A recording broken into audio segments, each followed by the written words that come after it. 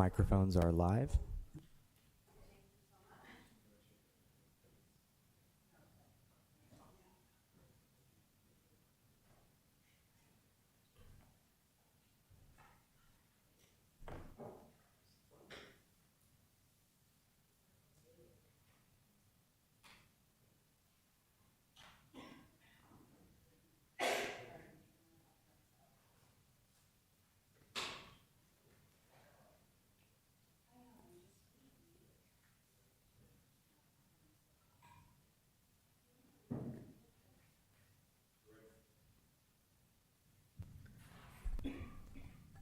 All right, welcome to this regular meeting of the Cotati City Council. I will call the meeting to order. Can we please begin with a roll call? Councilmember Rivers, Present. Councilmember Lemus, Here. Councilmember Harvey, Here. Vice Mayor Ford, Here. Mayor Sparks. Here. All right, thank you. On the agenda, we accidentally swapped the Pledge of Allegiance and the land acknowledgement. So just to clarify, I'm going to switch the order back to what we normally do and start with the land acknowledgement and do the pledge after that on the printed agenda. Okay, so I invite everyone to stand and join us for those. The City of Cotati recognizes that we are on the ancestral lands of the coastal Miwok, who are the original caretakers of this area. We respectfully acknowledge the indigenous peoples who have been stewarding and maintaining a relationship on this land as knowledge keepers for millennia. This acknowledgement does not take the place of authentic relationships with indigenous communities, but serves as a gesture of respect to the land that we are on. Now we will say the Pledge of Allegiance.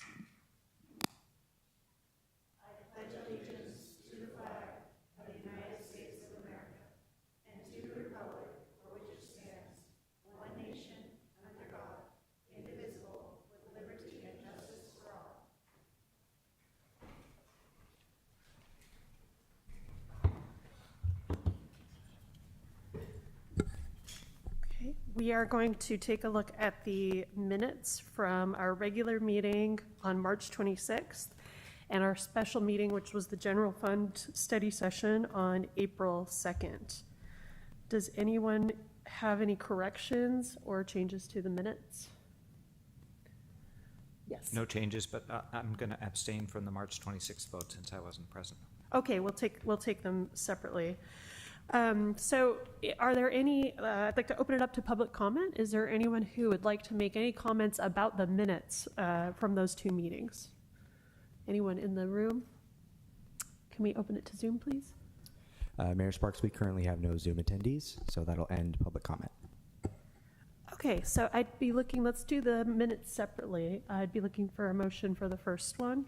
Move to approve the March 26th minutes. I'll second. We have a motion and a second. All in favor? Aye. And I believe we have one abstention. Abstain. Okay. So then we're looking for a motion. So that the first minutes are approved 4-0 with Vice Mayor Ford abstaining. I'm looking for a motion for the other minutes. Move to approve the special meeting minutes of April 2nd. Second. All right, we have a motion and a second. All in favor, say aye. Aye. Any opposed? I'm abstaining because I was not there for that one. Okay, great. So that passes 4-0 with Councilmember Rivers abstaining. I'll now read some announcements. Meeting orientation for new viewers and attendees. In conformance with the Brown Act and the adopted City Council rules, the meeting agenda includes items labeled as action items where the City Council may consider the item. If the City Council considers the item, citizens will be afforded the opportunity to provide comments relevant to the item being discussed. The meeting agenda also includes a citizens' business item, which is the designated place on the agenda where citizens have the right to say whatever they wish. However, the Brown Act prohibits the City Council from taking action or considering any item that is not on this agenda to ensure that other members of the community who wish to provide comment are notified in advance through a properly noticed meeting agenda. Measure S supports police services, a variety of recreation programs for all ages, and the maintenance of our streets, parks, and public buildings. See details on the web at cotaticity.org. Citizens interested in receiving City of Cotati community alerts via text or email are encouraged to sign up with Civic Ready by signing up on the city's website, www.cotadicity.org, under the How Do I link at the top of the homepage. Like always, we love to hear from you, so please feel free to contact the city at 707-792-4600 or info@cotadicity.org. If you have a non-emergency issue after normal business hours, you can contact us at 707-792-4611. And of course, if you have an emergency, please contact 911. Continue to look for updates on the city's website and social media channels available on Facebook, Instagram, and Civic Ready. At this time, we will look at the final agenda. If there are any are there any changes proposed to the agenda? No proposed changes, Mayor. Okay, since there are no proposed changes, we'll move straight on to the next item, which is citizens' business and public comment for consent calendar items. Any member of the public wishing to speak to the council on any items listed on the consent calendar or on any matters not listed on the agenda that are within the subject matter jurisdiction of the council may do so at this time. Pursuant to the Brown Act, the council is not allowed to consider issues or take action on any items not listed on the agenda. Pursuant to City Council Policy 2023-01, comments of any member of the public are normally restricted to a total of 3 minutes in length per person for matters not on the agenda, and a total of 3 minutes per person in length for any and all items on the consent calendar. The mayor may extend the time limit for a reasonable time where a disability accommodation has been requested. To facilitate public comment, the deputy city clerk will alert speakers when there are 30 seconds remaining. Is there anybody in the room who would like to make a public comment? No? Can we open it to Zoom, please? Thank you, Mayor Sparks. We still have no Zoom attendees, so that'll end public comment. Okay, great, thank you. So that takes us to the consent calendar agenda. Is there anyone who would like to poll, on the council who'd like to poll the consent calendar item? All right, Move to approve the consent calendar? Second. we have a motion and a second. All in favor of approving the consent calendar, please say aye. Aye. Aye. Any opposed? Any abstentions? Okay, that's approved 5-0. That brings us to direction on future agenda items. Is there anyone who would like to propose a future agenda item? Okay, hearing crickets, we'll move on to the next item, which is our public hearing. On consideration of a resolution approving a parcel map for a minor subdivision lot split at 766 East Cotati Avenue. Do we have a report? Thank you, Mayor Sparks, members of the council. My name is John Paul Harries. I'm a senior planner with the city of Cotati. And tonight, this item is about a lot split at 766 East Cotati Avenue. This is the Chevron gas station located at the corner of East Cotati Avenue and Lancaster Drive. Next slide, please. As I said, that's the location at East Cotati and Lancaster. This is an aerial shot looking kind of right down the parcel. The parcel itself is a little bit L-shaped or P-shaped, I guess, where the front on East Cotati Avenue is developed with a gas station and convenience store, and then the rear portion of the property extending to the south to the Rohnert Park border is vacant. Next slide, please. The black outline here shows the parcel in its current configuration, and I know that it was a little hard to see the line in the packet. So that red line is designating where the lot split would occur. One thing to note is, well, there's a couple of things. One is that the vacant property is designed as a flag lot. We call it a flag because it looks like a flag with a pole. And the pole portion of the flag lot provides access to the street. Cotati has a rule that prevents or disallows any landlocked parcels. And we do discourage flag lots in general, but when there's no other option, it's the flag lot is the design that you have to go with. Generally with the pole portion, the width is a minimum of 20 feet. This width of this pole is about 35 feet. And the reason it's that wide is so that in the future, if there is development proposed on that rear on the vacant part, There will be pedestrian access that is provided along that property line, as well as it preserves the mature redwood trees that currently are along that property line there as well. There is a condition that the fire department has included, and that is they have a rule that any pump dispenser must be 10 feet from a property line. Currently, one dispenser would be about 7.5 feet from a property line, so the applicant has agreed to either remove or relocate that particular pump.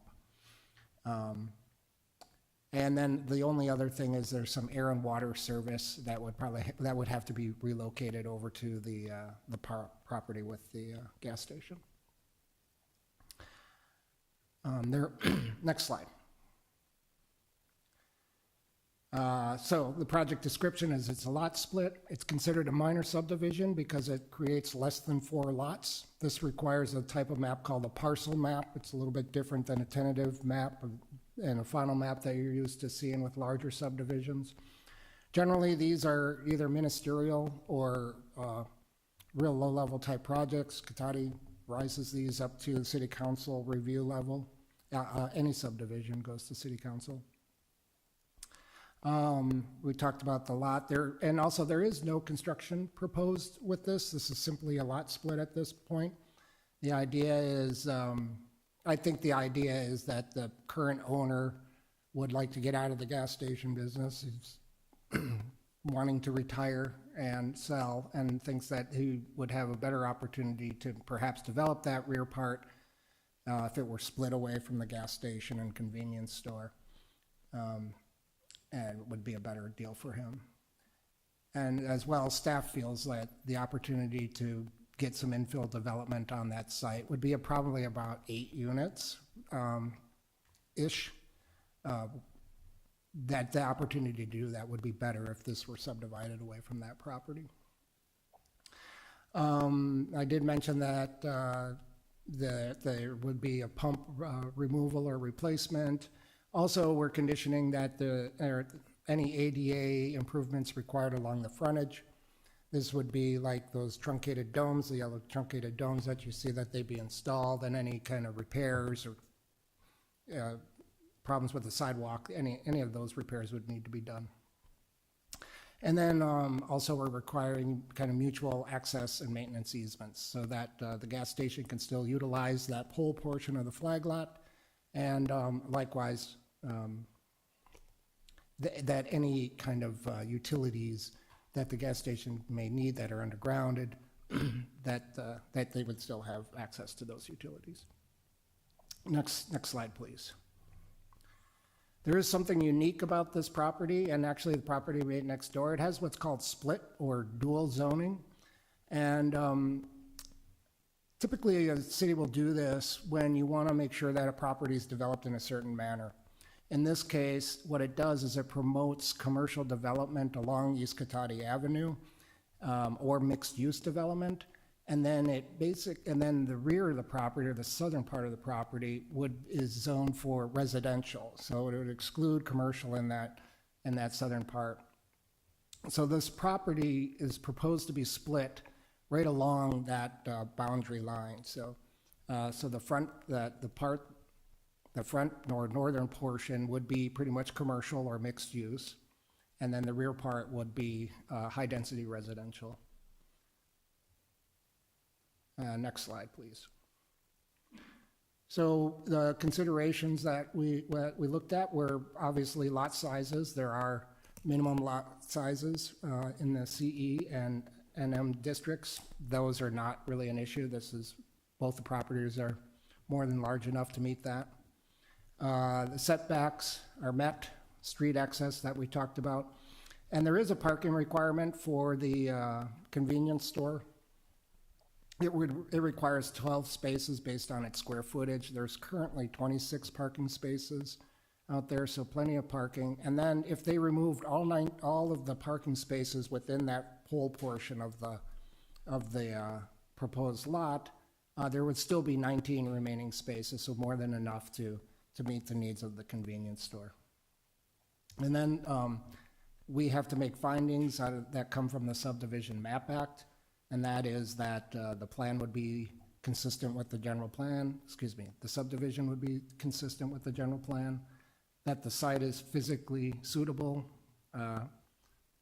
for the subdivision, that there's no environmental damage resulting from the subdivision, no public health and safety issues, no conflicts with easements, and no impacts from sewage discharge. And we were able to make all these findings in this case. Next slide.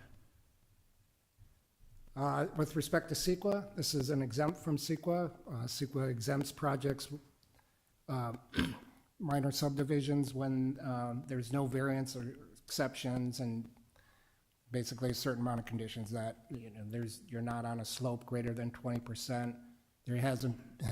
Property hasn't been subdivided and re-subdivided in the recent past. All services and access proposed meet local standards, and that there be no variances or exceptions. So the project's exempt from CEQA. And next slide, I believe that's it. So the staff and the Planning Commission recommend that the City Council conduct this public hearing, adopt a resolution finding the subdivision exempt from CEQA, and approve the parcel map to divide the subject property into 2 parcels, subject to the conditions of approval listed in the resolution. And with that, I'm available for any questions or comments. I did not receive any written comments on this project, either for the Planning Commission meeting or this meeting here. But I do suspect that there's someone in the audience that would like to speak. Okay, great. Thank Thank you. you. So the way we'll handle this is before we open the public hearing, I'll open it up to the council if they have any just specific questions for staff, but no discussion on the item yet, just questions. Yeah. So first one is the gas station doesn't have any buried infrastructure under the pole portion? Tanks or anything like that? It doesn't have, not that we're aware of. There might be some utility going there, but it's not any of the gas station. The pumps, the tanks themselves are located directly in front of the convenience store. Yeah. But there might be water service that runs up that, which is why we're requiring the reciprocal. So the way we would have to know is they would have to go out there and pothole for those utilities. And that No, I'm not concerned about utility service, just Yeah. their gas infrastructure mostly. Yeah. And then the access and maintenance easements, that's permanent. So if that back part were developed at some point, people's entrance to their development would be through a gas station parking lot. Yeah, that's, unfortunately, that is the way that it would work presently. We talked with the owner about multiple options, acquiring or acquiring the property next door and basically making a large parcel, or selling that rear part to the property next door where that could be combined. We even discussed the option of approaching the folks to the south, that where you have the couple townhouses and accessing through their property, which would be an easement. It would actually be a landlocked parcel, but it'd be an easement. And unfortunately, none of those options worked out. So something may occur in the future, but right now, that is how you would access that property, is through the gas station. It's quite unusual. Okay. And that doesn't run afoul of any of our codes? Okay. Okay, thanks. Yes, Sylvia? Yeah, I saw that it was like an empty lot. Is there any current or past use of that parcel? Not that I'm aware of. Yeah, none. So you piqued my interest when you said that the owner wants to get out of the gas station business. They're not planning on removing the gas station and doing something else with that front property that they've spoken to you about? No, no, I think they want to sell it. And I've had some other conversations where there is another company that's looking to purchase that and run it as a gas station and a convenience store. Okay, because that would lead to other issues around, as was pointed out, tanks and previous use and all, that's another can of worms. Well, if it's sold, there's a chance that the tanks would be replaced, in all honesty. That's typical when you do a big sale like that.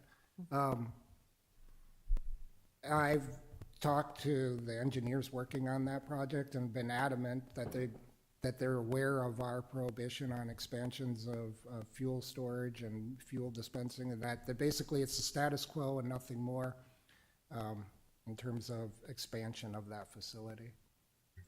And lastly, I wanted to be sure we noticed all the people around that lot, like our standard is. Is that correct? We sent notification out to Oh, yeah, everyone in the yeah. area? We notice everyone, as typical with any public Okay, hearing, within well, 500 feet. Okay. As well, we post in the newspaper and post around town. I just wanted to be sure that people were, it was mailed to them, so, thank you.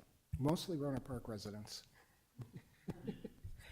All right, I had two questions. One was, since this is conditioned on the easternmost tank being relocated, when does if we approve the lot split tonight, when does it take effect?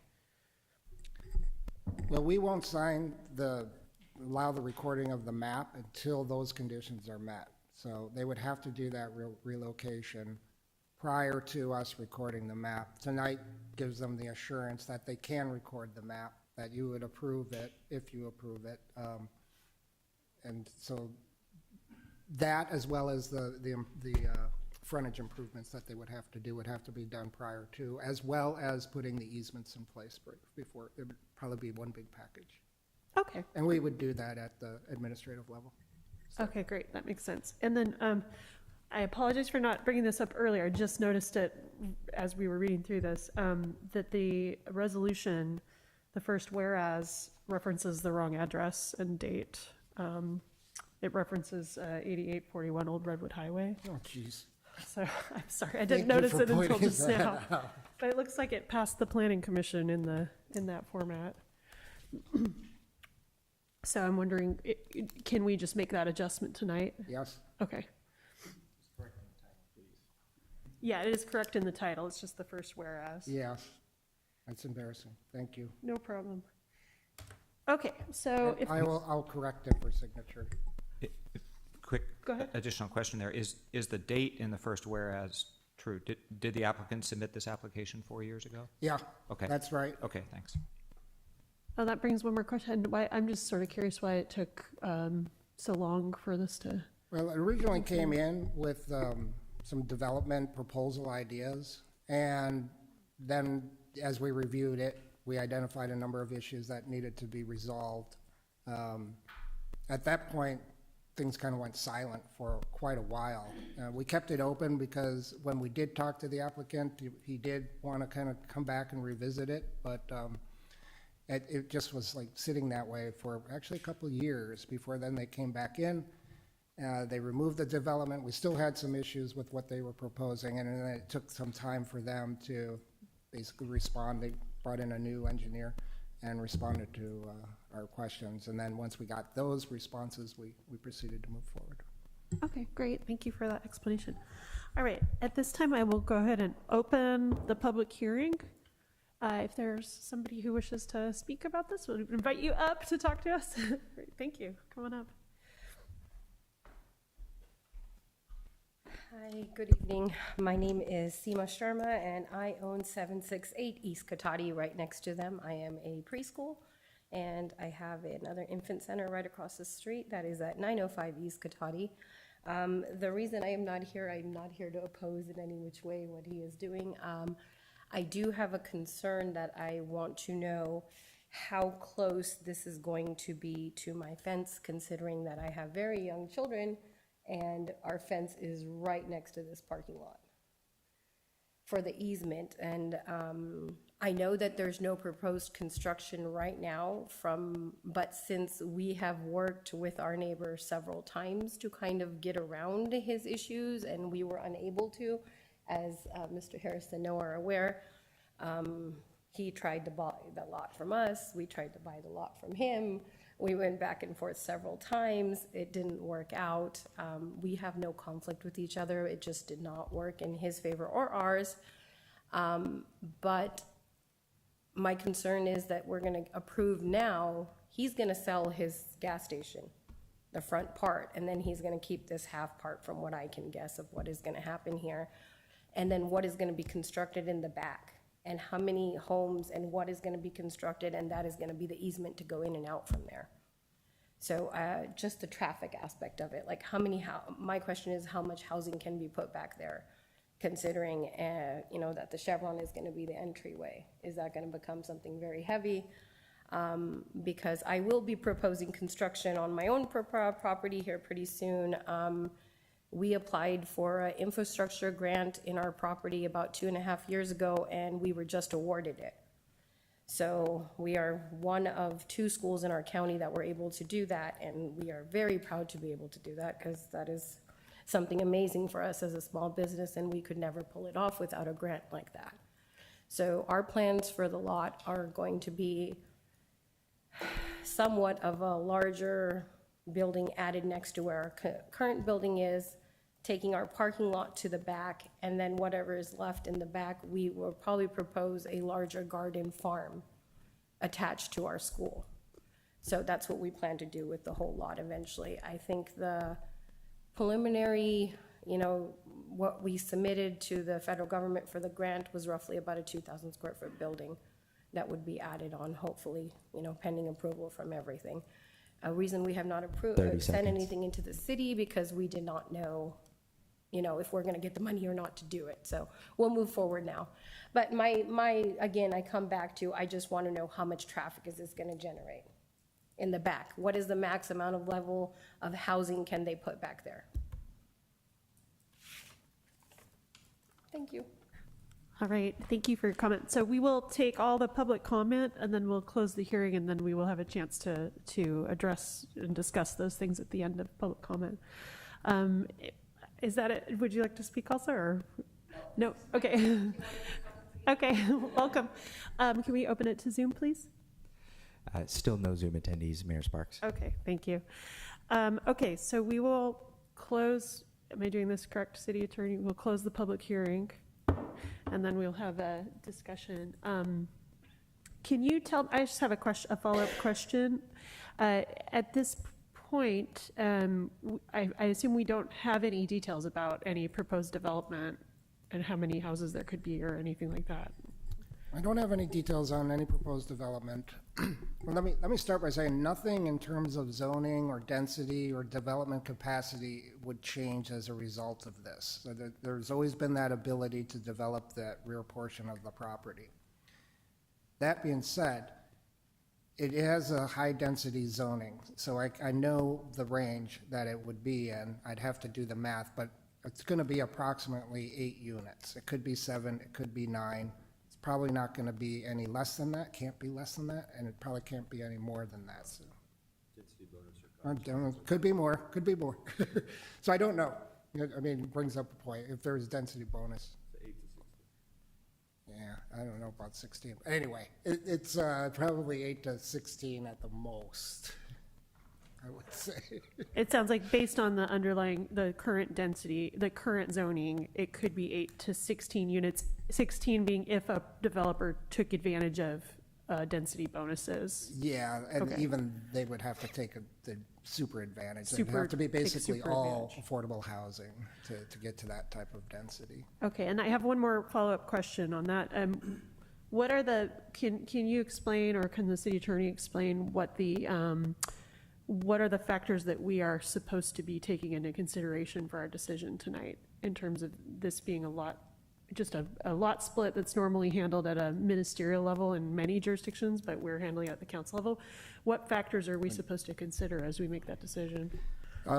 If you look at the staff report, it is the findings that come out of the Subdivision Map Act.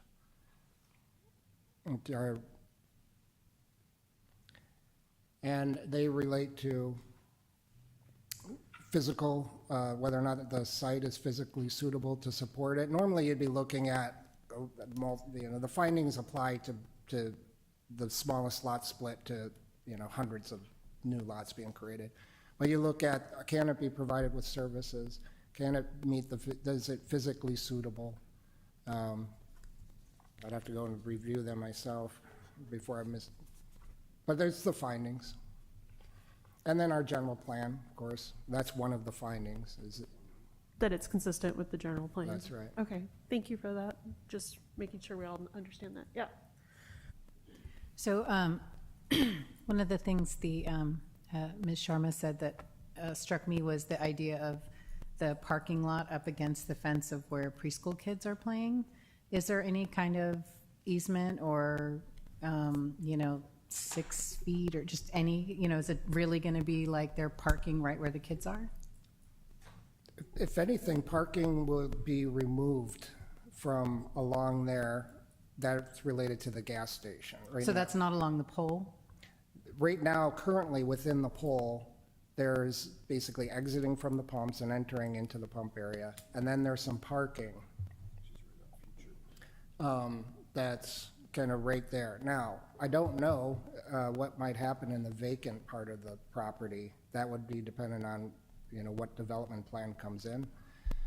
Given that you'd be coming down that pole, it's likely that would probably continue as kind of basically driveway access. Right. And then you turn away from that into parking area or garage or something like that. But that's, I wouldn't know until I see the development plan for that property. Okay, so I guess that's a little bit better, because I was just picturing, people going to a convenience store in the middle of the night, and maybe they're not being as careful as they should, and they bump into the fence, and there's kids on the other side, right?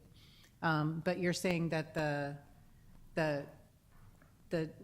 preschool is more on the flag side than the pole side?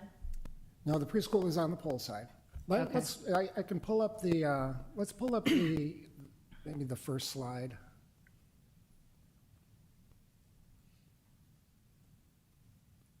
I mean, I think it's the mom and me picturing a car going through the fence and hitting some kid or, There's a very large cylinder block fence that we do have between our properties. Okay, well, that's good. I'm Okay, sorry, yeah, we're not but- allowed to have, just because this Sorry. is a formal process, we're not allowed to have back and forth with the audience right now. I'm sorry about that. Yeah. So Siemens property is the property that's at the top there. Maybe go to the slide where it's shown in black and red. That might be a little more helpful. So her property is exactly to the north there, or on the top, which is actually east. That building, that's the preschool right there. Like up on the left? Yes. Okay. And then where she's Yeah, so that's talking, exactly where the parking lot would be, right? What, didn't you say the pole would become the parking lot? And they'd go through the parking lot It would to be, get? it would be the throughway to the development that would be in the back of the property. So Right, and that's not where people park? currently, okay. there's some parking there, and there's an air and water service. That would be removed if there's any development proposed, and maybe even as part of this. But if there's any development that goes in on to that rear area, that would become simply driveway. Okay, all right, I misunderstood. I thought you were saying that the pole itself would be where people would park along where they go in. No, they would have to Okay. park, because that's going to have to be access. Okay, so they'll park like where the red line is, not where the black line is? They would park to the right of the red line. Basically, that rectangular part of the new parcel. Should I get up? No, it's okay, I think I get it. I think it's likely that the pole portion of the flag lot will only be driveway Okay. for the future development. Okay, perfect. No, that helps. That was the thing I was picturing, them pulling into a parking lot and having be the kids on the other side of the fence, so, thank you. We're gonna go on this side and then we'll come over here. Yeah. Driveway and sidewalk, eventually. I'm in support of approving the lot split. There does not change any development rights, so it doesn't change what might happen in the back. We have setback requirements for everything, pretty much, so that'll all come up when a project comes through to develop it. I don't see any reason to turn it down. Although the findings are necessary findings, but I don't think the act says if you make those findings, then you have to approve the lot split. Is that right? It's still discretionary.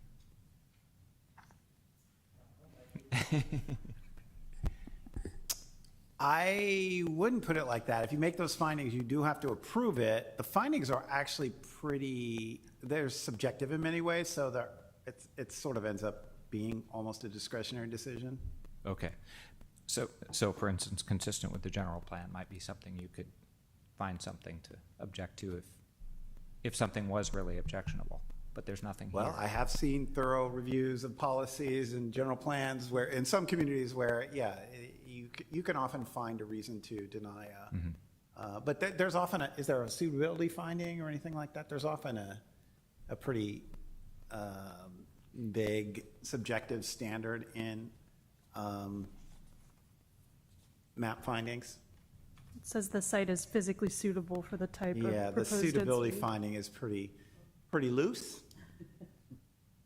Anyway, I'm in support. Especially as it doesn't change any development rights. I did have one question about the calculation of the lot size for density purposes. Since the zoning is split and the pole portion is commercial zoning, does that square footage sort of count in the density calculations? Since it's only available for driveway anyway, you can't build housing there? The pole portion would count. Huh. But our setbacks are measured from the non-pole portion, the flag portion, if you follow. So you don't apply setbacks within the poles. So you measure the front setback would become, Yeah, got it. From the extended red line. Right. Something like that. Yeah, sure. Okay. Interesting. Okay, thanks. All right, Councilmember Harvey? A couple things. One, this is not the time that we would ask for, say, beefed up fencing or extra plantings since the neighbors will be there. Is that when a project comes before us, not at this juncture, correct? So if we wanted, like we've done in some subdivisions where there's something already been there, we've asked for additional plantings to kind of help protect there. This is not the time to ask for those things, correct? I think it's within your discretion to ask for that if you wanted it.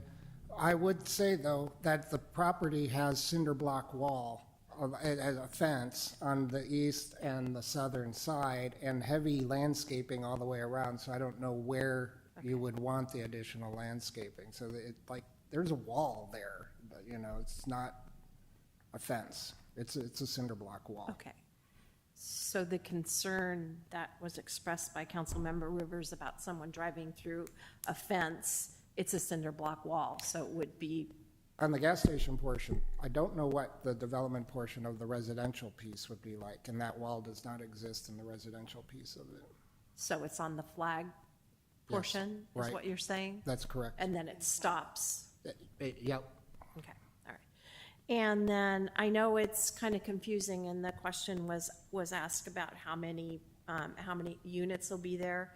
That's not an easy question to answer, given the thousands of legislative things that the state puts down upon us that makes that a kind of a guessing game. What is the density for the underlying part of that lot? The general plan identifies a density of 12 to 15 units per acre. And it would be, the remainder piece is about 2/3 of an acre. 2/3 of an acre. And so that's where you came up with your concept of possibly 7 to 8? Yeah. Okay.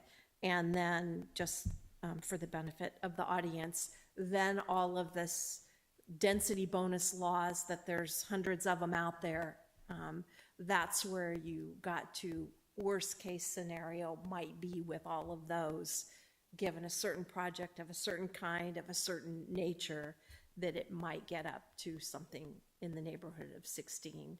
And I guess maybe even, could it be worse than that if it ends up being, say, a SB 35 or God forbid? So my 16 reference was for what I understand to be the highest possible density, even beyond what's allowed under state law, and that's what is allowed under the Cotati's cottage housing ordinance, Okay. which would give the council the ultimate discretion in how the property is developed. Okay, all right. So I know that's not a definitive, but it's very confusing, and so it is hard to come up with a set number, so, thank you. Councilmember Lemus? I got my answer. It was about the physical barriers that exist. Yeah, thank you. Okay, Councilmember Rivers? Yeah, just a quick follow-up on that. The 16 is like units, but they could also have ADUs and junior ADUs, is that correct? Again, so in order for them to, if the base density is 8 units, generally under most state density bonus law right now, they're entitled to up to 50% density bonus. So that would be an additional 4 units, so 12.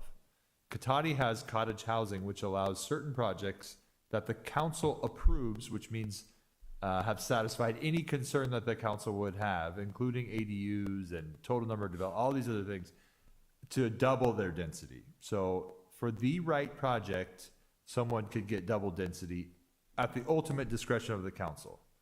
Worst case, under state density bonus law, as it's currently written, which could change tomorrow, is 12 units, multifamily, plus 2 ADUs, which any apartment project can also add 2 ADUs, is our current understanding of the interpretation. Per, or total? Per apartment project. 2 Project, ADUs. not, Okay. okay. No. So that would be a total of 14. Not 24 or whatever, yeah, okay. Great, thank you. Okay, other questions? Okay, and I fully understand that folks have concerns about too much density, but I do take a little bit, my hackles get up a little bit as we start automatically referring to higher density as worst case, because these are projects where if there was a density like that, it would mean that we were approving a very well thought out cottage housing project that would provide affordable housing for people who really need a place to live. So let's call it highest possible density and not just immediately default to worst case as we talk amongst ourselves. Okay, so I support the lot split at this time. As I'm looking through the findings, it does seem to me like it meets those, we can make those findings about this. Does anyone else have any further comment or discussion? Happy to make a motion. Okay. I move we approve a resolution approving a tentative parcel map to allow a minor subdivision lot split at 766 East Cotati Avenue. I'll second the motion. Okay, we have a motion and a second. Since this is oh, go ahead. Oh, Yes, with the address corrected in the first whereas. Thank you.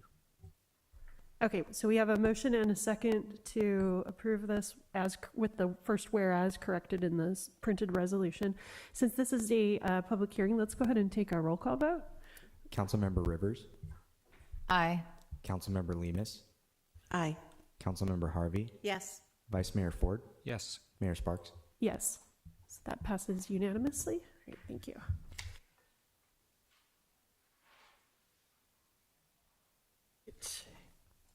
And the next item on our agenda is the fiscal resiliency policy review. Is that Angela?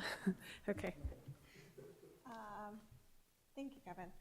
So good evening, Mayor, council members, fellow staff, and community participants. I'm Angela Corder, Director of Admin Services. Tonight I'm presenting to you a draft policy to guide city staff and council towards fiscal resiliency. Next slide. This agenda item was initiated as a request from council due to our continued reporting for the long-range financial forecast. It was staff's understanding that the council and the city needed a way to continuously measure how we're doing, as well as an action plan for how to address possible shortages or fiscal downturns. Within this presentation, I'll be going over the policy objectives as presented in the draft, its scope, the existing tools that we're proposing for fiscal health analysis as benchmarks, as well as strategies to be incorporated in resolving any fiscal uncertainty identified. Next slide. So the core purpose, as included within the policy, is to first of all continue to maintain the city's fiscal stability with regular checkups. Just like anything in life, you kind of have to have regular checkups, check on where we are, where things are, what's happened, and check our pulse, as to say. And the next step is to provide steps to take action and prioritization of factors to address those budget shortfalls when we identify them. So again, if we're having a flu, we're gonna, start drinking some water, taking some antibiotics, maybe rest up. So we would have actions as well within our fiscal policy. I do want to comment that we've done a lot of research in trying to find other policies like this. There was really nothing out there. What we were able to find were fiscal policies that cities had to adopt when they were already in crisis, when they were reporting to the state what they were going to do to fix what's already happened, as opposed to an action plan to address this. We did find guidance from the GFOA and CSMFO as best practices and indicators you might want to think about including in analysis. So these are things that we're supposed to be doing, looking at, and it is included as a best practice. However, we weren't really able to find a policy that encapsulated all of these ideas. So this is kind of new for us, and as we're seeing across the board that we could find. Next slide. So overall, the policy objective and scope are really those continuous financial evaluations. What are the benchmarks that we want to hold ourselves to and really track our trends over time? It's going to lend ourselves to the adaptability of fiscal emergencies. We just got through COVID, had our own fiscal, downturn, not sure what we were going to do. How do we address these? What things do we maybe pull back while we're unsure about these revenues? So these are things we had as common sense. We just happened to be going through the budget process when that happened. So it was easy to take action. However, next time it might not be an easy point in time for us to take those actions. We also want to make sure we have proper coverage for our major city funds. So our general fund, water fund, and our sewer funds are really the significant contributors to our fiscal stability for the city. And so really want to pay critical attention to those, whereas the other funds are really supplementary and they add to our fiscal stability, but they don't drive it the way these other funds do. Next slide. So we do have some tools in our basket already. We have some existing best practices, and really it's cornered around our fund balance policy. We do have a minimum fund balance requirements that we evaluate during our budget study sessions, as well as when we adopt a budget, and then when we're evaluating it on our quarterly basis. For the general fund, we have a 25% operating expense reserve that's required, as well as the water and sewer funds, we have the 33% of operating expense. Our financial principles and policies also include the requirement for internal financial status reports on a recurring basis. So that's our quarterly report. So we're doing some actions. We're taking the pulse every now and again, but maybe not doing the deep dive in what other indicators we might want to be looking at the same time. Next slide. So in the draft policy provided, we've outlined new enhanced tools for ongoing analysis. Listed on the slide presented are the checkup items we are proposing that include and we're proposing currently that we're going to include them within our quarterly financial update. This would be another component that's reported out to council where we're looking at these items as a part of our analysis. The policies included in packet pages 41 to 46, and the benchmark items listed on the sheet are included on packet pages 43 and 44. So those who are looking in the future want further information about them. While we were developing this, we thought the best way to explain them to council and to provide it is to actually just do the work. So we also went through the factors and provided them as we're proposing to provide them in the future to council in packet pages 47 to 50. So again, a lot of these items are standard benchmarks that they use in finance or in business, and are included in the CSMFO and GFOA best practices items to look at. Next slide. So we wanted to take this a little bit further. So some other benchmarks that we know that are important are really our community health. So our city government is only as healthy as our community is. And so there might be some other indicators that we need to pay attention to for our community. These are a little bit more difficult to get, and so they weren't included in our initial analysis that was provided in the packets. However, we feel like this might be something important that council would want us to include for the future. Some of those key things are population trends. You know, are they increasing, decreasing, and who makes up that population, maybe income levels and items like that.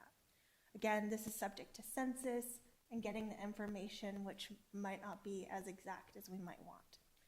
Property valuations and business formations. So we do have our group, so we work with HDL, who provide us continuous reports on our property taxes, the valuations, and our businesses that are within the city and operating and submitting sales tax. So those are some more actual, more timely, not great timely. We're usually a couple quarters behind, but at least it's some other tangible point where we can take a pulse on what's happening around us for that. And so that would kind of hit the property valuation as well as business formation and closure rates. And then again, we also include the personal savings rate and unemployment rates as we're looking at things more on a global scale, or the state, or even Sonoma County, to see what's maybe happening more broadly. These are things that we do report out. We include within our budget book as we're talking about it. We also include within our financial statements when we're talking about economic indicators.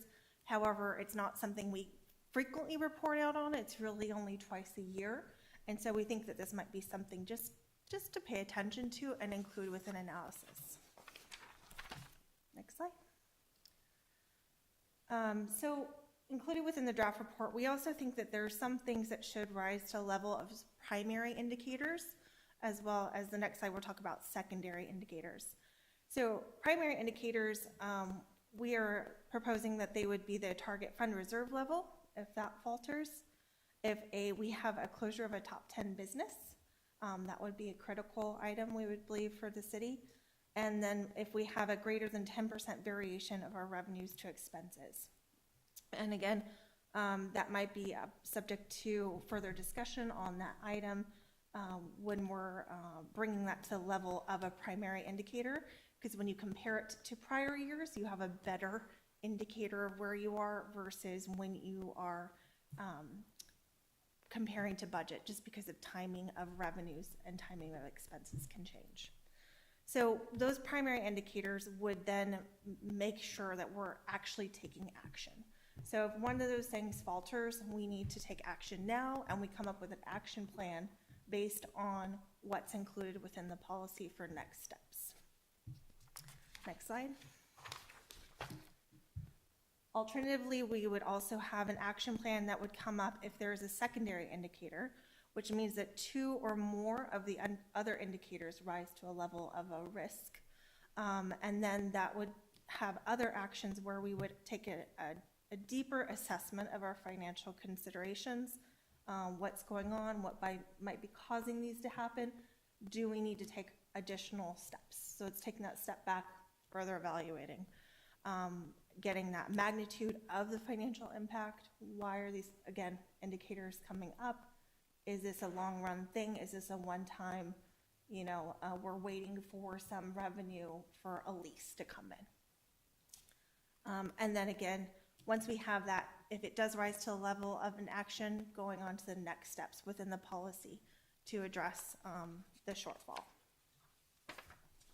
Next slide. So these are really the next steps, and though there are common sense, it really provides a focus for what we would want to do and set forth, as well as provide staff the knowledge that we are focused on these things, and this is how we would address these things if this were to come to fruition, that we needed to maybe right size or change how we are, working with our contracts. So we would go through these measures where we prioritize what is the core operations for the city. So health and safety is a priority. I identified water and sewer operations as a core activity, and really identifying those first and foremost to then drive, okay, what capital expenditures do not meet the needs of a core activity that can be delayed or postponed. I know it's redundant, but delayed, or maybe, we look for other revenue sources to pay for those projects. Pausing contracts, that's something we can typically do fairly easily. And so maybe it's delaying that contract, freezing it, or renegotiating a contract. Maybe, everyone's going to be able to come in for a little bit cheaper at that point in time if we have more people that are eager for more work. So it might be a time to do that. We also could evaluate assets for potential liquidity. This is included in our, if it's a cash flow measure that's having some difficulty, maybe we would have to liquidate some investments that are farther out. Or maybe we go out for a new lease for the train depot where we can then bring in some cash flows for an asset that's sitting on our books and underutilized. I know it takes a lot more energy and effort to do those types of things, but that's what you would start evaluating the cost benefit of putting it back out there. We then could also implement staffing and training freezes, as well as debt management sources, maybe renegotiating our debt service, again, maybe entering a new lease or refinancing any debt that we might have to extended terms to better ease our cash flow. Again, as we always want to do, and we're constantly doing, even when we're not in a budget shortfall, was exploring new revenue sources. Maybe there's fees that we're not assessing that we need to be doing. Maybe there's other activity, again, leasing another piece of property or parcel that we can make some more utilization from. And then, as any action plan has, it's only as good as you continue to monitor and make sure you're getting the benefits out of that plan that your intention is.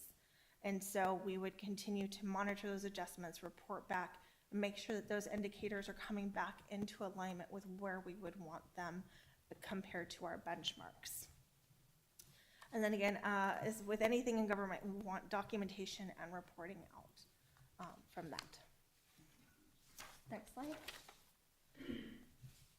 So the next steps were to get feedback from council as to the policy. This is going to draft, and so we want to get some feedback as to if this is in alignment with what the desires were as a per our understanding, and then we would bring it back as to incorporate them within our financial policies for the city. I'm happy to take questions and receive feedback. All right, questions? Yes, Councilmember Lemus. Yes, I just had clarification questions.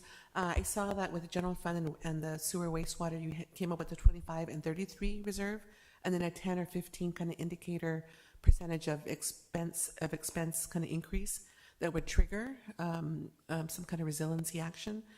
So I was wondering, how you decided on the difference in the amounts, and or is that our current kind of thing, or was that something that was decided as part of this new policy? And then another question I had is, you put in here a 30-day meeting that we could talk if either primary or enough secondary indicators happen. Would any of it require like a special meeting that's quicker than a 30-day, even though I know we have a 25 and 33% reserves? Okay, so I'll take your first one first. So the 10% for general fund is because we have enough buffer there for the operating expenses. So the operating expenses is higher than the water and sewer funds, and so proportionately a smaller percentage is a larger dollar amount. So the 15% makes more sense for water and sewer for that calculation, just historically on trend. And so that was kind of a driver for that 15% versus a 10% for the general fund. The 30-day, we feel like that would fit within a council meeting. It would give staff time to go back, look at everything, and then report back within a regular council meeting with having 2 of them scheduled. If it did rise to the level of a special meeting, then that's what we would do, but it wouldn't be a requirement per the policy. Yeah, so it wouldn't be precluded. If it was severe enough that we wanted to have a special meeting, this wouldn't preclude that from happening. Yeah.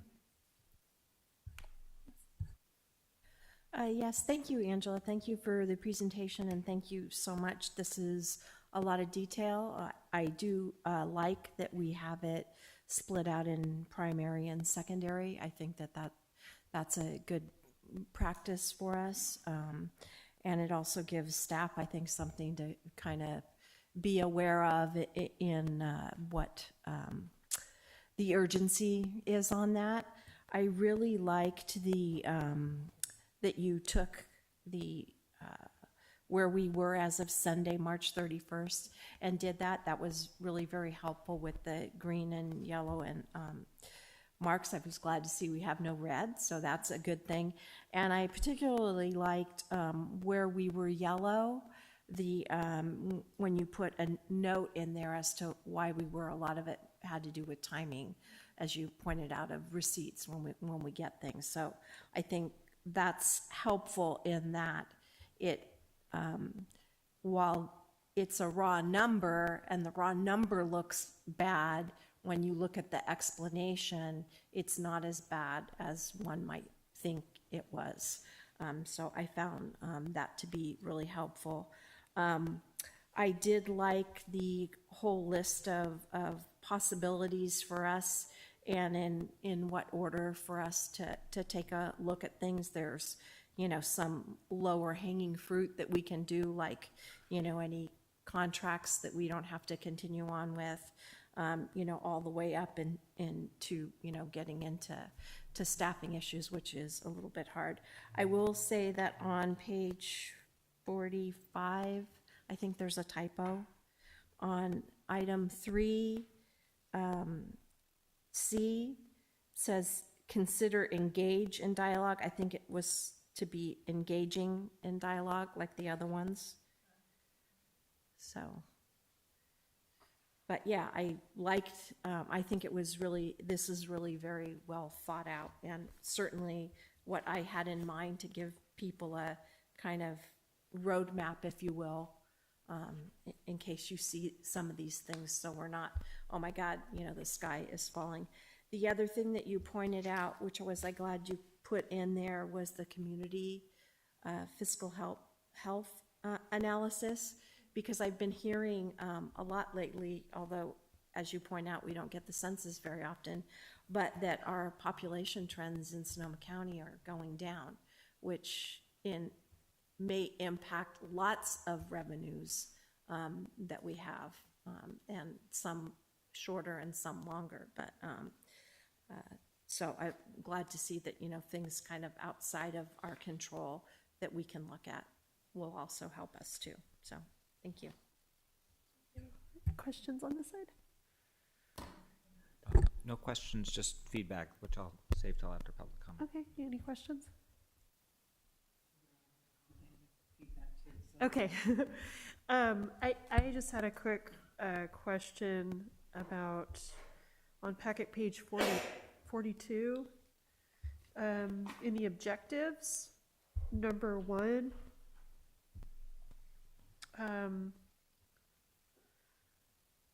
No, I'm looking at the wrong place. I'm so sorry.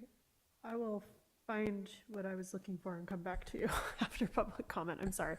Okay, so let's go ahead and, did you have a question? Well, yes, I think it is a question. Okay, go ahead. Okay. So, and again, if this is not the right time, tell me. But I'm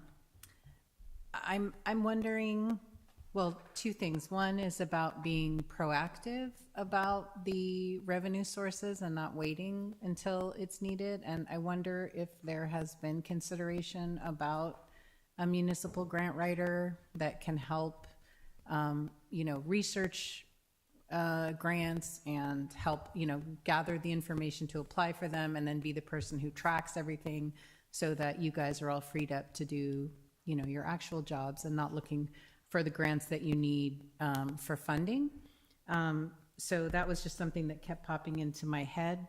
And then the other thing I just wanted to ask about was about how much time and effort and money it took to put this together.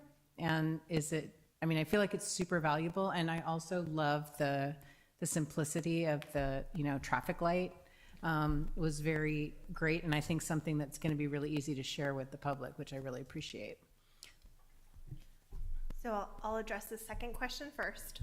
So the policy took time and energy and outreach, and it was great. I had a CSMFO conference I went to while we were talking about all these things, and so taking in feedback from other cities and jurisdictions and what they do, and finding that we really had to kind of create this on our own, it took time and consideration. However, the actual, what we're proposing to bring to council on the quarterly basis for the general fund and the water and sewer fund is a accumulation of, I think, 2 reports I run out of our system.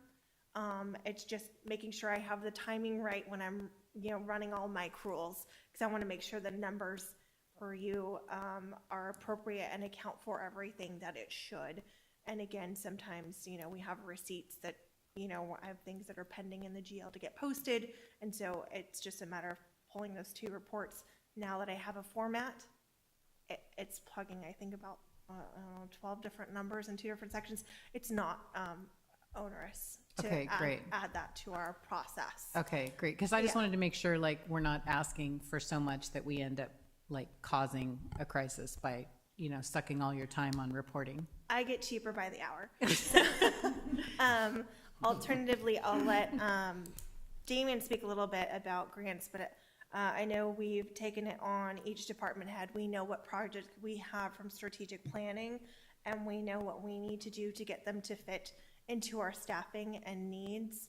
And so that's where we take initiatives to go and find grants, or they find us because we participate in these other functions where those grant availability kind of make themselves known.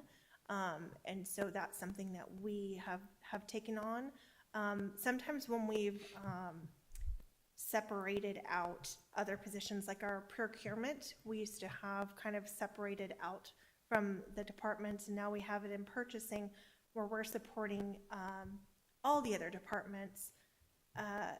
You kind of get isolated from the purpose of the grants, and so you're just searching for money and you don't know the actual projects that the city has going on and what needs we do have for funding, because you just get inundated with, okay, here's this pretty grant, let's find a project to fit it, in which case you're just spending more money to fit a project that there's a grant for than you are meeting the city's needs.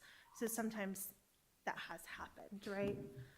And then I'll just turn it over to Damien if there's anything else you want to add. I'll just say, thank you, Angela. So I would just say that most of the grants that we would be eligible for, they're typically through pretty defined processes. So like SCTA or MTC or ABAG, they're pretty defined processes. So it's not, the actual writing of the grant doesn't take a ton of time. By and large, although, we do continually evaluate that, and if it does become something where we're just searching for grants that we wouldn't, that aren't normally in our kind of ecosystem of grants that we always deal with, and we need that kind of assistance, then that's definitely a possibility to bring someone on as a contractor, maybe for a specific grant, if something like that does come up. But we don't generally have that need. But yeah, I mean, I just asked because I feel like, your time is probably a lot more expensive than a grant writer's time, for example. So once you know it and you know what to do, I'm just, and again, we're not in this situation, which is great, but one way to potentially, proactively keep it from happening or make it less likely to happen is to have someone at a lower level do the work that they could do that you guys don't have to be doing. Yeah. I was just going to say, I think also the primary focus for the policy is on operations. And so I think we have other economic development work that we're continuously doing in order to drive more ongoing revenues for ongoing operational costs as opposed to projects. But yeah, that's absolutely a component of projects that we would need grant monies for. Yeah. One last thing I'll just add. Most of, and this is, Angela touched on this, but most of the stuff that's out there right now, like Michael Coleman, I don't know, he's associated with Cal Cities, and he usually shows up at conferences and talks about fiscal health of cities. And he has a pretty well-known like Excel model that looks at fiscal health.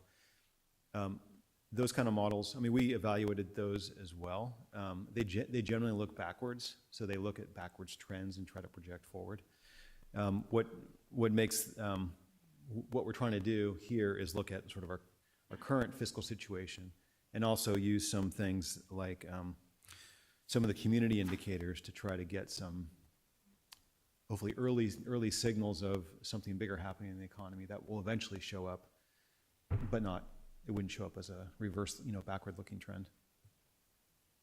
Great, thank you. And I thought that was very smart, some of the indicators that you pulled out with community ones. And I wanted to follow up on Councilmember Rivers' question.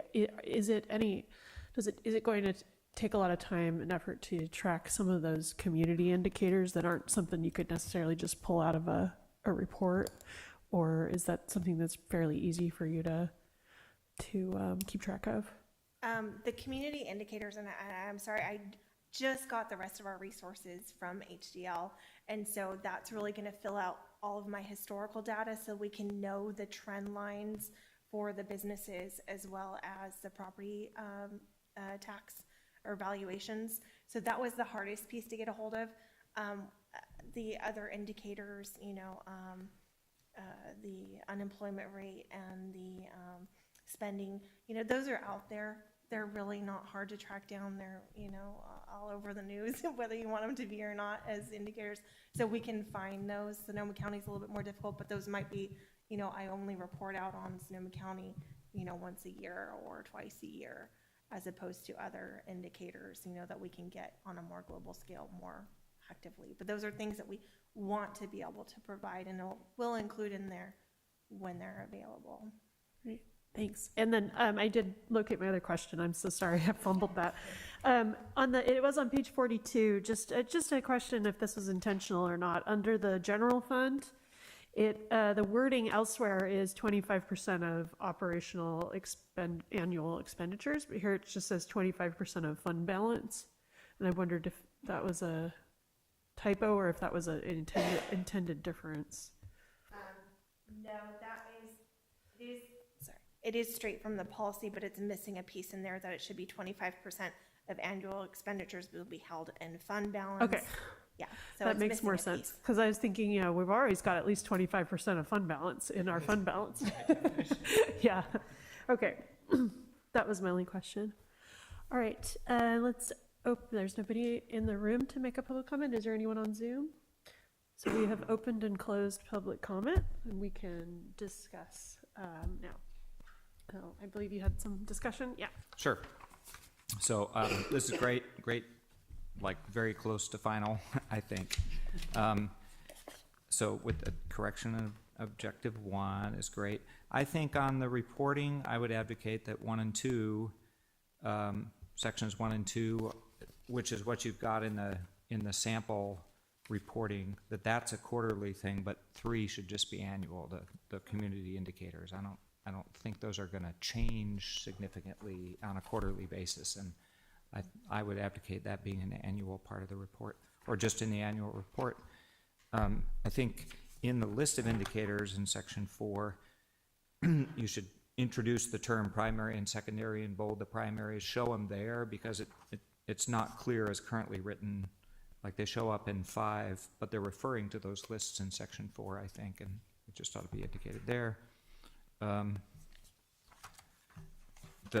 The sample report is great, and I would be happy with that, the thing with the green and yellow dots that everybody likes.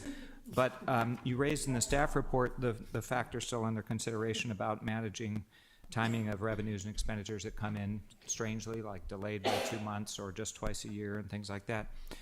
And so one alternative to just the quarterly year-to-date format that you've got now would be something like a rolling 12-month window that would capture a full 12 months and maybe just always compared to the previous fiscal year totals or something like that, so, and it wouldn't be, I don't think, much harder to generate. The comparison to budget would be a little trickier. You'd have to, like the budget you'd have to consider would be, 3 quarters of the previous year and 1 quarter of this year to generate a budget. But I think that would be an option, because then there'd be fewer of the yellow things you have to explain about, you know, delayed receipts of revenue. And I'm comfortable with the current format for us. If we're thinking about, for public consumption, the rolling 12-year window with its fewer yellow dots that have to be explained away is a little more attractive to me when we're just sort of going along our normal course of affairs. Because it's when those start to turn yellow, then you really do have to worry, because there's really no explaining those away if you've got a full 12 months of data and it starts to go yellow. So you could think about whether that's a significant chunk of added work. I'm happy with this report, but I think a rolling 12-month window would, you know, a quarterly rolling 12-month window report would be less yellow and more comprehensive. Just, you'd still have to point out something that just tanked in the current quarter, of course. So I just want to see if I can get clarification. So on packet page 47, right, indicator number C, so the total revenues to 3/31/2024, you would, so looking at that as 12 months of actuals, so going back to 4/1 of 2023, so that's 12 months of actuals compared to our budget actuals for this year? Well, if you were going to do a comparison to budget, it would have to be 1/3 of the 2023, I mean, 1/4 of the 2023 yeah. budget plus 3/4 of this year's budget for the budget For the comparison. budget, okay. And then to prior year, we would want to compare to the same 12-month period over each other for the prior year. So it's a full 12 months of data for each of those comparisons. Right. Yeah, I mean, the prior year could just be compared to the prior fiscal year, you know, and then you'd be Yeah. compared, but, I mean, you can think about that if it's Yeah, of any I like that interest. idea. It's Yeah, if it's- no, I it's if it's- appreciate it. Yeah, Yeah. I'm not committed to it. Yes, Angela, does the software that you have allow the capability of doing rolling months?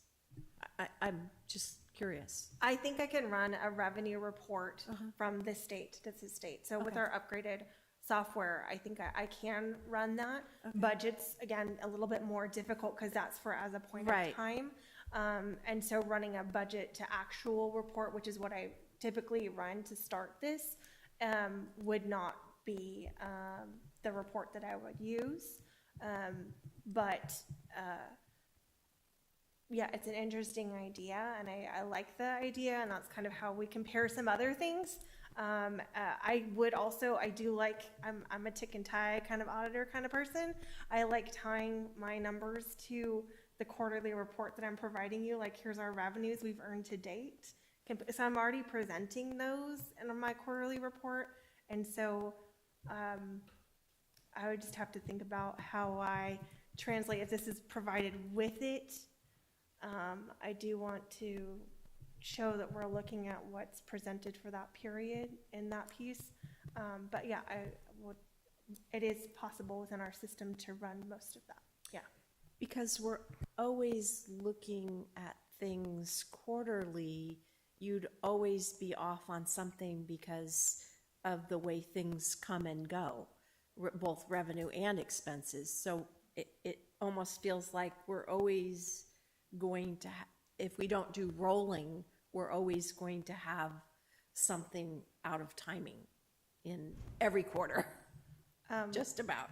One thing we do have available within our system and that we've started implementing is when we put in our budget and we propose the budget, we follow the percentage of receipts that we had the prior year. So if we're receiving half of our property tax in December, and then the rest of the, 3/5 of it is in April, and then the other piece of it is in July, our budget that we adopt, even though we bring to you a full number, behind the scenes, it does have the 50%, 35%, but, so that's something we're starting to use in our system, and so I could pull a report of budgeted revenues to date for that period. However, it's something that we haven't fully utilized, and we have a lot of other revenues that are uncertain, that play out in the general fund, like permit fees or those types of things. We tend to be conservative on, however, they are in there, and we don't have an approximate timing for them. So again, we just use the last year's basis for proportionately allocating the budget. So there are those components, but again, I think the rationale for the 12 months comparison would be more simplistic. It sounds to me like the suggestion for a 12-month rolling average is really just sort of asking for a different indicator than what you have here, because the indicator here is a point in time. It's a real simple indicator. So I just to propose one other possibility is if you wanted to stick with the same indicator, if you looked at it and considered two subsequent, like if you pull that 2 quarters in a row and it's low both times in a row, then that seems like it would indicate a problem, because sometimes you're going to be ahead and sometimes you're going to be behind depending on when the receipts come in. But if we're behind for 6 months straight, that seems like it's not evening out as receipts come in. So that just, I don't know if that would be workable, but that's maybe a simpler way to prevent us having unnecessary yellows on here. I think one thing that might hit both of those is I really like comparing the same actual periods to the prior year's actual periods, because that really is an indicator of where you were last year for the same amount of time as you were this year. And it also is a good thing, hey, is there something missing? Did we forget, what's going on? And it's a cause to kind of dig a little deeper. Whereas the budget to revenues, I think that's the one that really sticks. And that might be a good one to go 12 months of revenues to the budget, right? So we can look at, what's the 12 months compared to the budget, no matter what the time frame is. So we change the language on that indicator to be a 12-month revenues to the budget. So that way that then becomes a better comparison to the annualized, but we still can keep that prior year to the actual component for what we're looking at, what we've adopted in our budget currently. I was just going to add and it could vary a little bit depending on the fund we're talking about, because the general fund is like notoriously like a bunch of money goes out, for example, before we started doing more regular reporting, we just did a mid-year report, and how Angela's group dealt with that was, because when you're looking at it against the budget, there's some expenses that happen in July, like we've talked about CalPERS payments, right? We make a giant payment right in July. We make all of our insurance payments right in July. And then if you tried to just run it right out of the system at mid-year, you'd be like, oh my God, we're way over budget on, you know what I mean? And so sort of from an accounting perspective, what they'll do is they'll book half of it in the first year and half of it in the second year, even though the check already went out in July, so that when you run the report at exactly mid-year, it looks like mid-year in terms of budget. So general fund is the actual to actual, as I think we're talking about. I think that you can tell, based on the timing of revenues, which are consistent, but they're all over the place in the general fund, how it looks from year to year. The comparison to budget is always a little trickier, because like it all kind of comes together again at June 30, once everything, all the timings come together. But we can think some more about how to better do that comparison. And I was going to say, for like the water and sewer funds, especially now that we've switched to monthly billing, that revenue will be much smoother going through the year. We still have some expenditures that are a little wonky, like the insurance payments and PERS payments and stuff. But it's, in terms of revenue, we should know month to month to month exactly where we will be, almost like a straight line, a straight line budget. So I think we can take maybe some nuanced approaches depending on the fund we're talking about. Yeah. Yeah, I think we have to be a little bit careful with that because we do send that money out. So if we make those huge payments in July and let's just say September, all, you know what, breaks loose, we can't ask for that money back. We will need to significantly jump on things to kind of right that ship. So I do think we have to be a little bit careful about how we show that, because if we actually sent that money out, it's a bigger problem, because we can't get it back. Yes. One more suggestion is to put more dots in the report, because there are several boxes that have actually two indicators in them, and you just put a yellow dot if one of them is off kilter. So, you know, box C has revenue to budget and revenue to prior year. Revenue to prior year looks good, revenue to budget doesn't look good. So, well, I guess revenue to prior year would still be yellow. Oh, no, greater than negative 10%, we're good. Okay, yeah, so that would have a yellow one for the prior year comparison, yellow for the budget comparison, green for the prior year comparison. Similarly on, you know, Sonoma Water and Santa Rosa rate changes, one of them's green, one of them's yellow, and have them both in there. A little more granular, that's all. Yes. No, Angela, thank you so much. I thought that this was really well thought out, and you gave a lot of detail, and it's pretty comprehensive, and it's a great plan. So I'm curious, do other jurisdictions do this? Or are we kind of one of the first to have a resiliency plan? Because I think it's great.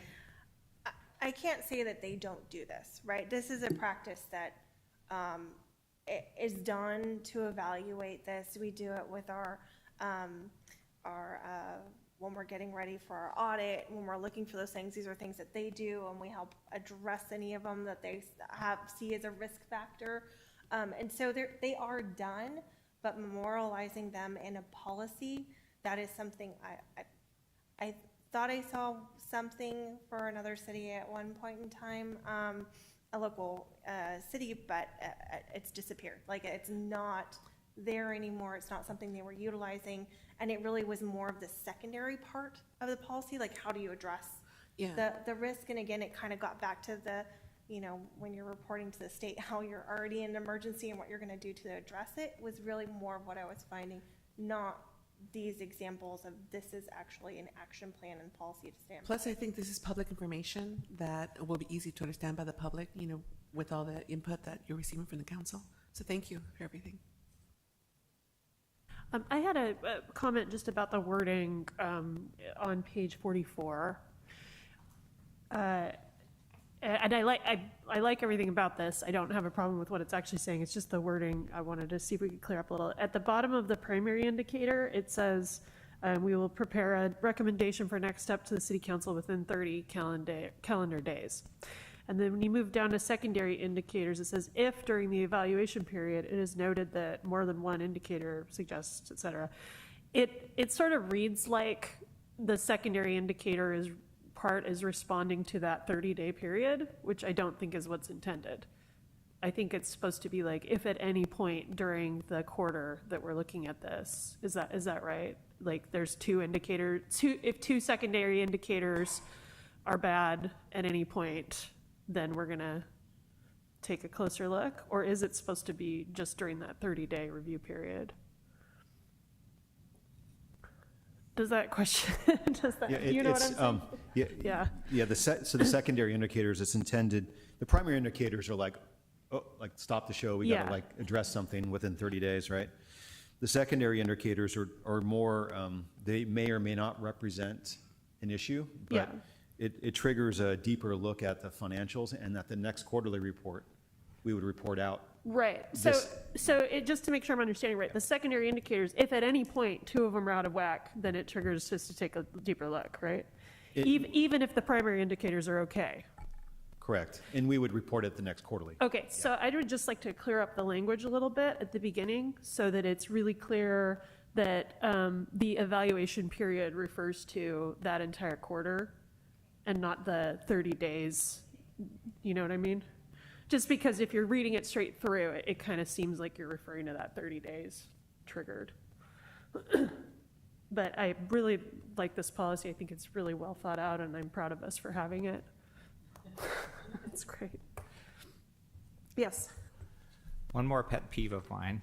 I appreciate the title of the policy, Draft Fiscal Resilience Policy, not Fiscal Resiliency Policy. When somebody is persistent, we say they have persistence, not persistency. And resiliency is a word that has crept into American English, but is still far less common by a factor of about 10, even though it's becoming more and more common. So don't change it back to resiliency, please. But isn't resiliency modifying fiscal resiliency? It's fiscal resilience. Oh, okay, No. on this one said resiliency. Right, but the draft policy Okay. says fiscal resilience, so that's what I'm arguing to keep. Well, they're both proper. They're both in the dictionary now. It's a pet peeve of mine. You don't have to listen to me. Lauren? Yes, go ahead. I am just going to comment as an English teacher. I second that comment. Well, we have a complaint and a second. No. And if we want to talk about it more, I have lots of persistency, so. We'll utilize your expertise. Okay, any other discussion on this? You just were looking for general direction, right? No vote? Absolutely, yes, feedback, direction, and then this will come back at a future item. Okay, and you feel like you have what you need from us? Yes. Okay. Well, maybe that's a good opportunity. So we have several notes on the secondary indicators. We have the item under the general fund section, clearing up the 25% of operating expenses, looking into the budget to actual comparisons, how to make those appropriate for both the general fund and the water and sewer fund for our fiscal resilience policy. And that's what I have. Oh, okay. And then one other was to clean up the language under the secondary indicators. That's, yeah. Oh, that's what you, Yeah. okay, sorry, I misunderstood. Okay, perfect. One other thing I mentioned, I don't know if people agree with me or if it makes sense to you to make the 1 and 2 under the evaluation be quarterly and number 3 just be annual. Okay. I mean, are people okay with that? That would be fine with me. Does anyone else have opinions on that? No opinions expressed? I think we're okay with it then, yeah. I just want to say, if something dramatic happens, right, where all of a sudden we have an exodus of a certain group of people or something, then maybe we should look at it again. But otherwise, barring something, dramatic, then I think annual is fine. All right. If there are no other comments, then we will move on to our next item, which is the city manager's report. Thank you, Mayor, members of the council. Just some updates from the police department first. So the police department was involved in outreach with Thomas Page Academy on April 4th, where the chief, some officers, and our canine Dolly met with the entire school to talk to the staff and children about safety, hand out stickers, and enhance the department's presence at the school. Tomorrow, April 10th, the police department will also be participating in the STEAM Literacy Night at Thomas Page. So they're reading books to students there. And then coming up on April 27th, it's Saturday from 10 a.m. to 2 p.m., the police department is holding the National Prescription Drug Take-Back Day at the community center. So that's for unused, household medication, prescription medication, that sort of thing. And there'll be additional information coming out on the police department's Instagram page and I'm sure Facebook too.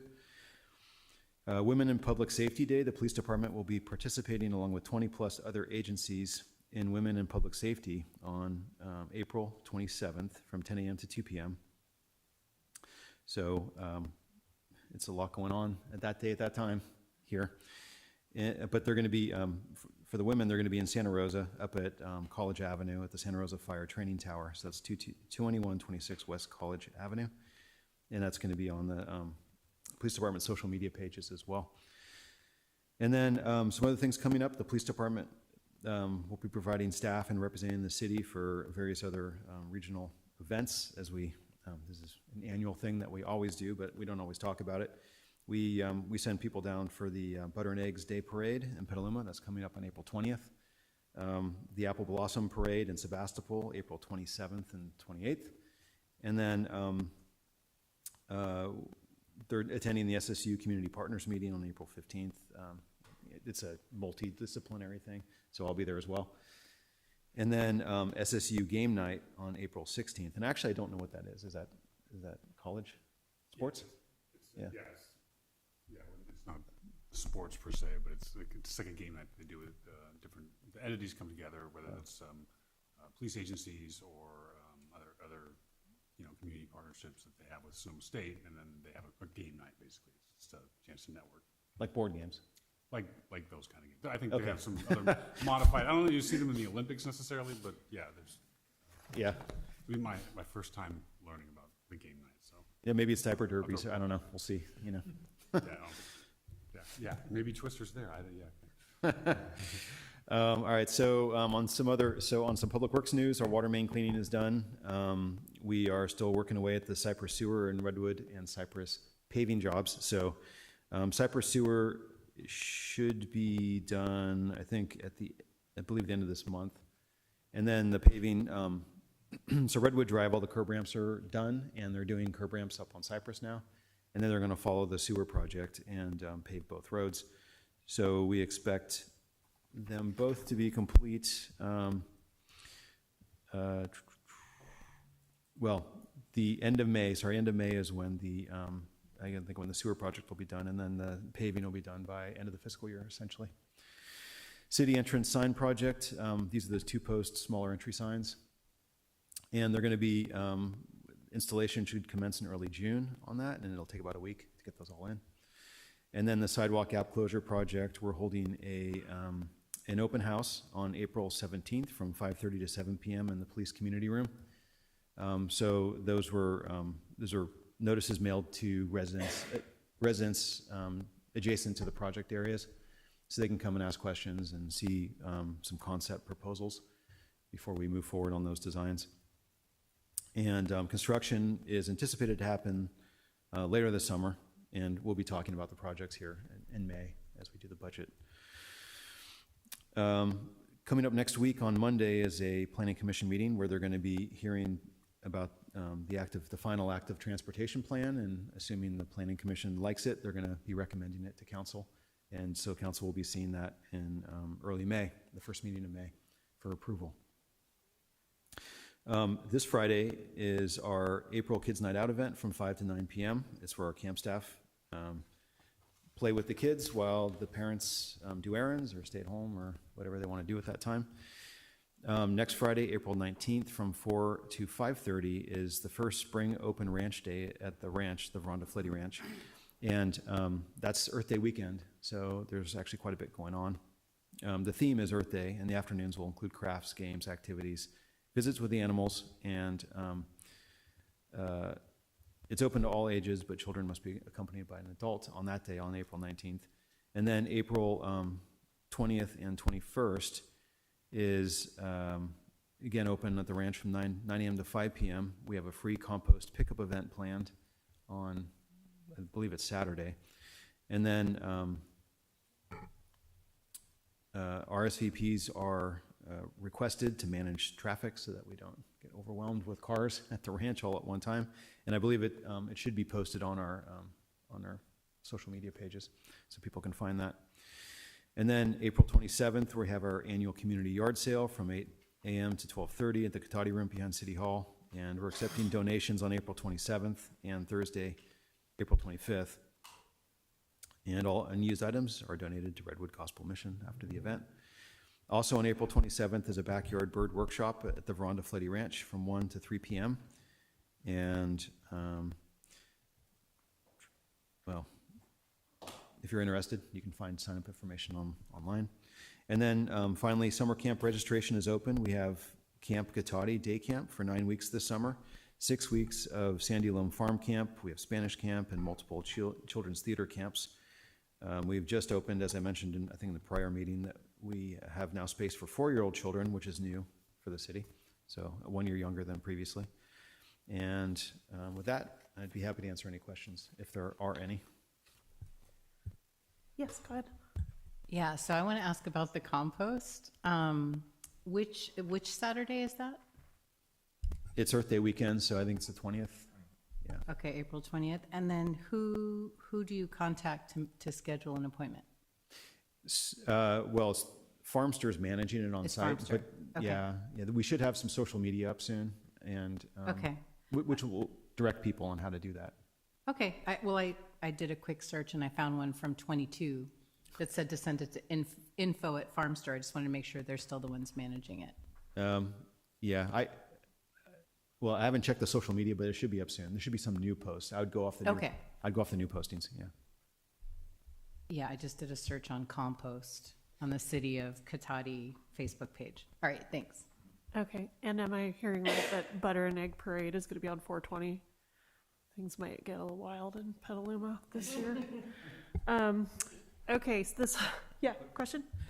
So the police sending people to these events, that's for management, like it's kind of a mutual aid thing where we go help them manage these events?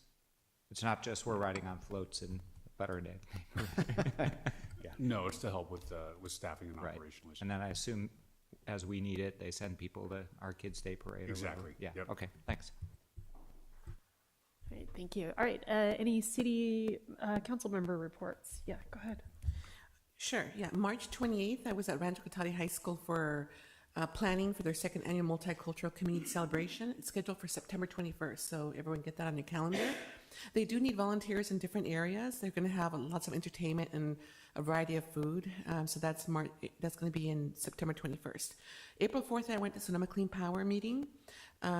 Just little reports on that is Sonoma Clean Power work with BayREN, which is a Bay Area Regional Energy Network, and Burbank Housing to support the electrification of 56 units of affordable housing at the Parkwood Apartments in Northeast Santa Rosa. And it's a model for other communities to use for affordable housing where they can help with electrification in multifamily housing. Sonoma Clean Power has a new risk manager and they're recruiting for a new CFO position. There was also discussion about how CARE and FARA that PG&E has for low income, really, it's not really useful in our community because of the income. It mainly helps people in the valley in other areas, but doesn't really capture the income criteria that we have for low income here in Sonoma County. There was also a review and draft of the budget, and the board requested an emphasis on calling out how Sonoma Clean Power is investing in equity across programs and operations at Sonoma Clean Power. Let's see. I went to the Cotati Chamber meeting today, and so that was really good. They have, they're planning for their music festival, and they have some other activities coming up. There'll be more information about their music festival that's coming out. Let's see. Also, regional parks. I went to Yes Coast student graduation on Saturday. That was really interesting. It's for underserved kids in the community. I'm trying to find out how many Cotati kids are in it, but they take them out on different coastal activities, including youth that have never been to the ocean and they were afraid. So some of the adult leaders had to kind of help walk the students out to the water because they were afraid of the ocean. So I thought that was really interesting and great that they have programs like that. And I ran a race on Sunday to support the parks too, and Adele. So that was fun. Thank you. Yes. Okay, on Wednesday, April 3rd, I attended the LAFCO meeting, and we went over the preliminary proposed budget for 2024-25, and we also set up an ad hoc because 2 of the 3 staff that LAFCO has is getting close to and or considering retirement, so we're going to talk about possibilities for that. So more to come on that. And poor the poor person that was left, she didn't want to be the only one standing up. Well, of course you can do all 3 jobs, right? So she was a little concerned about that. So she's glad we're looking at. And then yesterday I went to SCTA RCPA, and what is important to you guys is that although it was quite a fiasco, we voted on the adopted programs, but because it's by city, we kept having to have people recuse themselves. So the 2 projects in Cotati, I had to recuse myself from, so I had to leave, and then the supervisor had to recuse herself for some of the stuff in Sebastopol, as did the Sebastopol member. So we took it in bits and pieces. But anyways, Cotati, although I couldn't vote on it, it was adopted for us to get the $946,000 for the Redwood Drive Cypress and the sidewalk gap closures of $500,000. So even though I couldn't help with that vote, it was passed. You'll also be happy to note that they are working on the placement for the bike share. So they're trying to figure out, where to place those. There was apparently quite a well attendance at the groundbreaking for the new roundabout in Sonoma. They're at 116 and 121. They've done a lot of work out there, but they had a groundbreaking and it was very well attended. So hopefully that'll start moving along quickly. And then they previewed for us, they've put together a dashboard of community greenhouse gases. So we'll be able to do a lot of drilling down, and they're looking at capabilities of pulling data out and doing different things with it. So they're getting very close to releasing that, and they will be, in the next couple of months, uploading the latest data for us to be able to see that. But that'll be pretty exciting when, people can actually drill down and see the different things that are happening with that. And that's all I have to report. A quick question: is there any way to provide input on the bike placement, the bike share placement, or do you know? I do not know. I can find out who you can contact. Okay, I would just be interested because they know they had located where they were going to be and the project that fell through, and I was wondering if it had changed or. Craig might know. Craig, do you know? Have they reached out to us at all? Or no? It's my understanding they're trying to implement the previously approved plans and locations. It may be scaled back generally, but I don't think they're looking to try to identify new locations. And we had previously talked about the train station in La Plaza.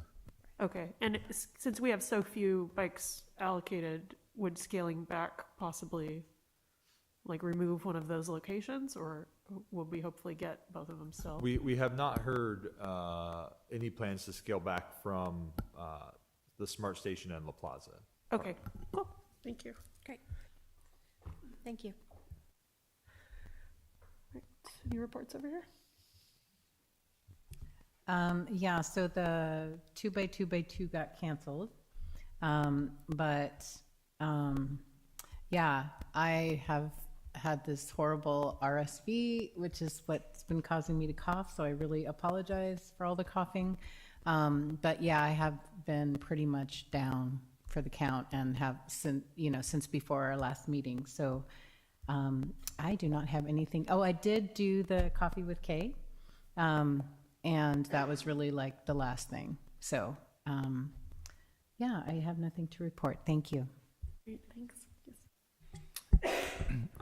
The only meeting I've attended was as the alternate for SCTA and RCPA in the previous meeting, at which I refrained from volunteering Councilmember Harvey for any of the standing committees. But but there was a lot of talk about SB 926, which is it's called the Bay Area Transit Consolidation Plan, and there's a lot of worry about it. Apparently, the legislature is not happy with Bay Area public transit agencies, some of the bigger ones in particular, but we're getting swept up in their legislative doings. So at that point, the bill language wasn't fully out, but there were threats originally of legislatively combining 27 separate transit agencies, including all of ours in the county, into one transit agency, which of course just make a bigger bureaucracy will fix everything. But it's not clear what that will turn into. Also, we heard from the BayREN, which you just told us what it stands for. Do you remember? Yeah, Regional Energy Net? No. It's the Bay Area Regional Energy Network. Regional Energy Network. Okay, thank you. They have a new local government liaison whose job is to work with local jurisdictions on pushing programs out. Their most famous ones are things like appliance rebates and, energy improvement rebates, things like that. So at some point, I imagine we'll want to get her on our agenda and have her do her report for us and figure out what we might be able to take advantage of here. Thanks. Great, thank you. I only have the WACTAC, the Water Advisory Committee meeting to report on. We had our special meeting yesterday. The new budget, the new water rates were approved unanimously. I think Windsor was absent, but everybody else who was there voted yes on that. And there was an interesting presentation there. They had been considering two different options for alternatives to the current Potter Valley diversion infrastructure, that if the Cape Horn Dam were to be removed, then there were two alternatives that were being studied, like engineering wise, in terms of having a way to divert water. And one was a bit of the dam would be removed, but there'd be a little bit of pooling of water, and then pumps would pump that into the tunnel. And the other was called a roughened channel, where they would build this boulders to get the water to slow down a little bit in that spot, and then gravity would pull the water down into the tunnel. So they evaluated both of those options under, I think they said 38 different criteria that were meticulously compared, and the pump station was the winner. So they're going to be pursuing designing or following up with this pump station idea to be able to continue the diversion. So there were some interesting renderings that were done. If anyone's curious to see what those would look like, I can share those. No, that was all I had to report. Okay, so next item on our agenda was public comment on non-action agenda items. I see no one in the room here. Is there anyone on Zoom? Still no Zoom attendees, Mayor Okay. Sparks. And we did have a closed session listed on here, but the closed session has been canceled. So we're not going to hold the closed session. So we will skip items 16 and 17. Was there any information received after the agenda was posted? Not this time, Mayor Sparks. Okay, great. With that, we will adjourn the meeting. Thank you, everybody.